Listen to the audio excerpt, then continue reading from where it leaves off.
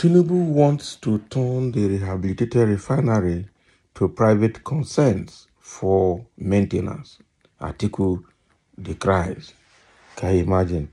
So I know that the refinery, Port Harcourt refinery, was rehabilitated according to demo, and they said it's supposed to start operation and was supposed to see product from that refinery after the New Year, Christmas and New Year breaks. Christmas and New Year break has finished too. Now we are running into the January. We're already into half of January, and we have not seen anything yet. There's no update. The news coming out now is that it's been privatized or it's going to be given to a private entity to run. How? When was it handed over to a private entity? When was it privatized? We don't know. So now that Atiku is trying to shout, let's go into the details to see what he's talking about. According to Vanguard, the 2023 presidential candidate of the People's Democratic Party, Atiku Abubakar, expressed his opinion that the Nigerian National Petroleum Corporation Limited should have privatized refineries before initiating their rehabilitation. Atiku shared this viewpoint on his official Twitter handle, emphasizing that privatization would have been a preferable alternative to incurring debt for the rehabilitation. Okay. The former vice president criticized the NNPC's approach and called for transparency in explaining the benefits of their newly adopted privatization strategy to the Nigerian public. Atiku highlighted his long-standing advocacy for extensive reforms in Nigeria's oil sector and other segments of the economy. He reiterated his past calls for breaking the monopoly in infrastructure sectors, including refineries, and involving both foreign and domestic investors in funding and management. My position has been well laid out in the Atiku Plan 2018 and my covenant with Nigeria 2022, but our suggestions fell on deaf ears. First, they refused to privatize the refineries. They left them idle for years while paying humongous staff salaries. Then they contracted a loan of $1.5 billion for rehabilitation now. Now the Tinubu administration wants to turn the rehabilitated refinery to private concerns for operations and maintenance. Oh boy. Atiku outlined his disappointment with the previous administration's response to his suggestion, noting the refusal to privatize the refineries and the subsequent decision to rehabilitate them after years of idleness. So he questioned the logic of contracting a $1.5 billion loan for rehabilitation only to turn the refurbished refinery over to private operators for operations and maintenance. Okay, so I think that makes a bit of sense. I don't know. First of all, there could be different viewpoints and different ideas or reasons why this could happen actually in plant maintenance. Okay, first of all, the state of the refinery before now. Do we really think anybody could have accepted it to operate it or to run it? Because it probably was in a very bad state. And secondly, nobody wants to take liability. Everybody wants to take asset. That is the truth. So maybe they gave the government a kind of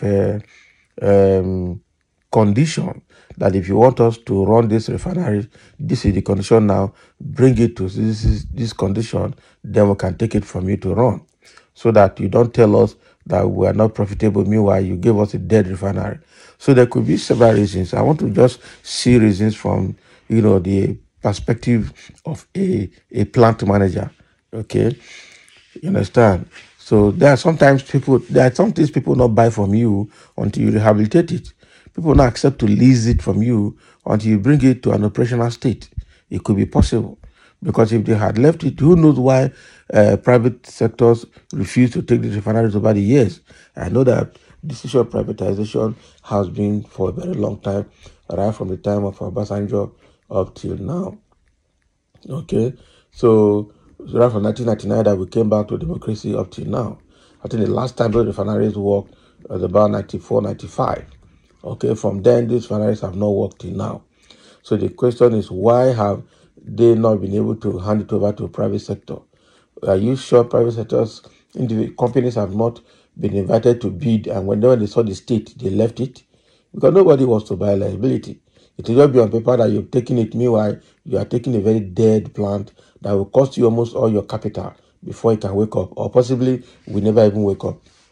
So, in as much as this administration is not doing well in so many things, I also want to think that, the only reason they rehabilitated that refinery before calling in private individual or private sector to come and run it could be because nobody wanted to take it at the initial state.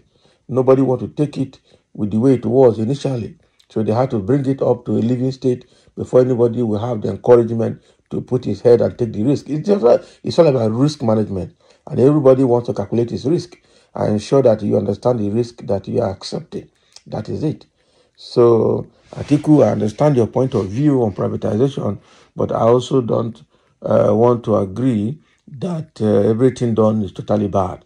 The only thing is that whichever way, whether federal government runs it to or private sector runs it to, we want to see the refinery run. We want to see the product come out.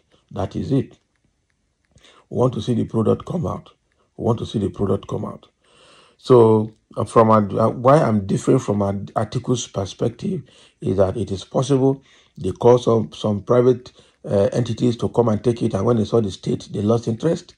Probably that is what has been happening all this while.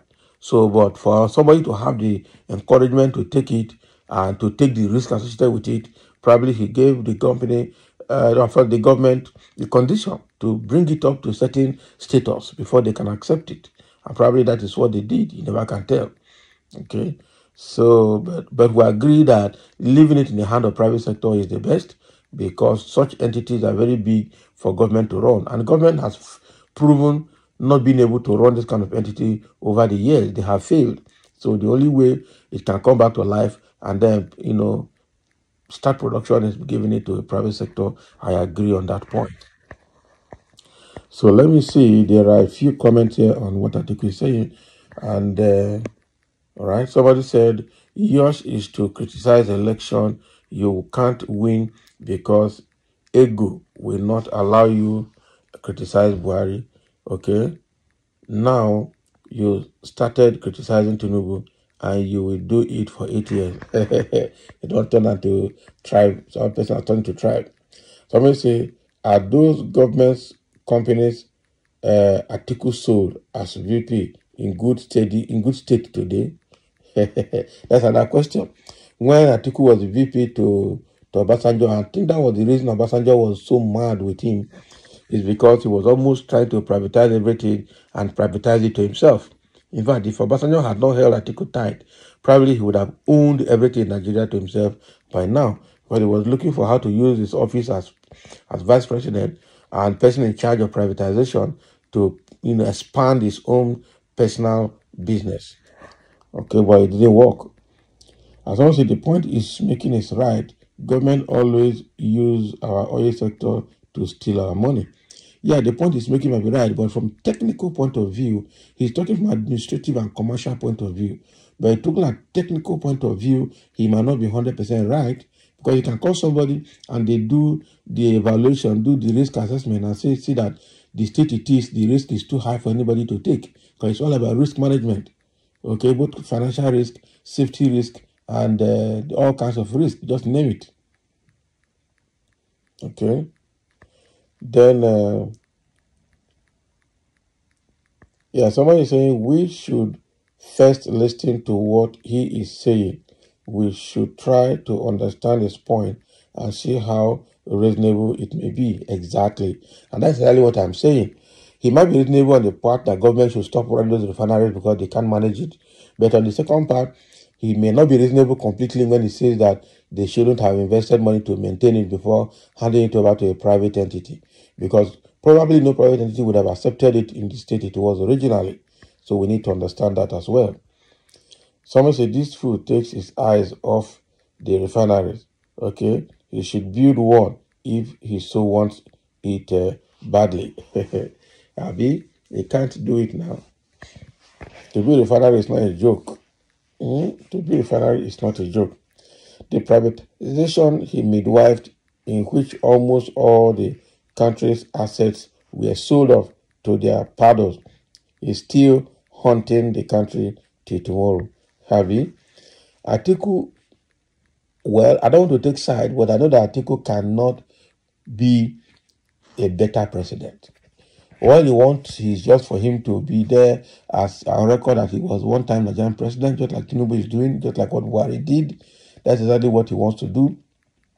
And probably revive some of his dead private businesses using government, functionaries to do that. So we just have to be careful bringing in someone like Atiku to be president of Nigeria. At this point, he has nothing to offer us. That is the truth. So that is what is coming. Atiku is trying to chastise Tinubu for that, for handing over the rehabilitated refinery in Port Harcourt to private sector to run. Let's have your point of view in this matter.